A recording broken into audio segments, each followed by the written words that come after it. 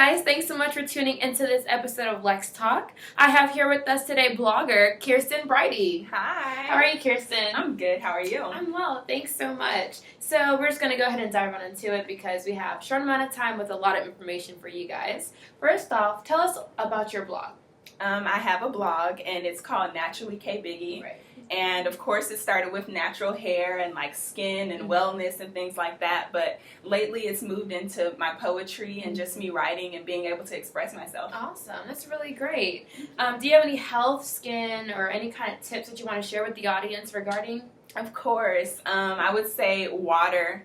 Of course, everything starts from the inside out, and so I eat really healthy, or I try to, and I drink a lot of water. And as far as skin and hair, I would say two things: shea butter and coconut oil. Yes. They will save your life.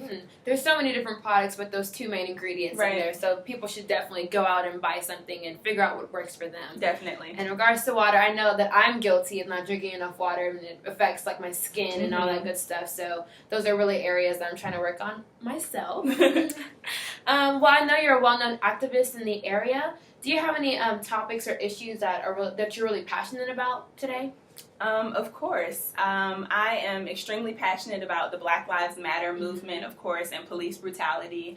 I'm also really passionate about women's rights and empowering women and just human rights overall. I'm also extremely involved in like the queer and trans community and helping them as well. That's awesome. That's really great to hear.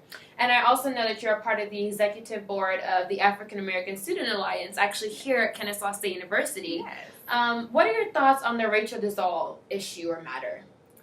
I know it's a little touchy there. Yeah, it is touchy. I can say that I am extremely disappointed that someone would walk around basically in blackface for decades, and she has made money off of stories or speaking on her experiences as a Black woman, and she's not.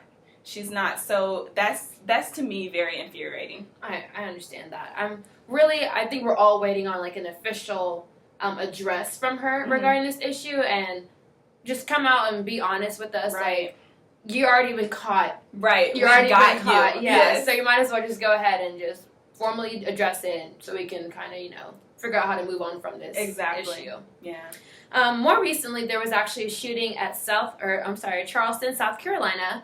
A Caucasian 21-year-old who will not be named in this video. Because it's not important. Not even important. Actually sat in a church for an hour, a Black church, for an hour, and then decided to go loose. Right. What are your thoughts or what are your feelings about that particular situation?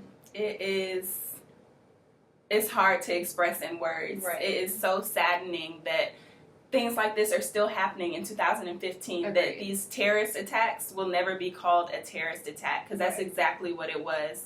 It's so saddening. My heart and my prayers are with the families and with everyone in Charleston.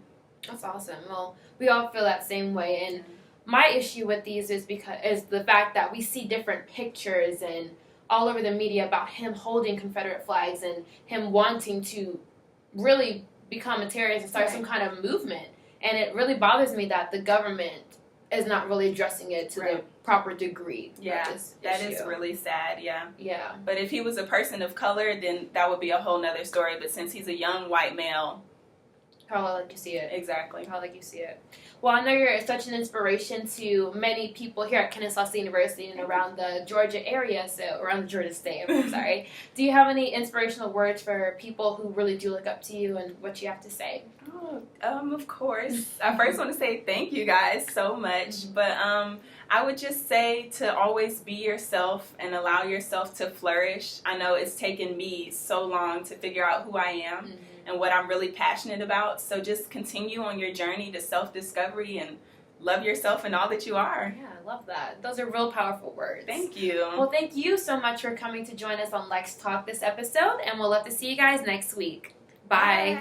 I don't care. I love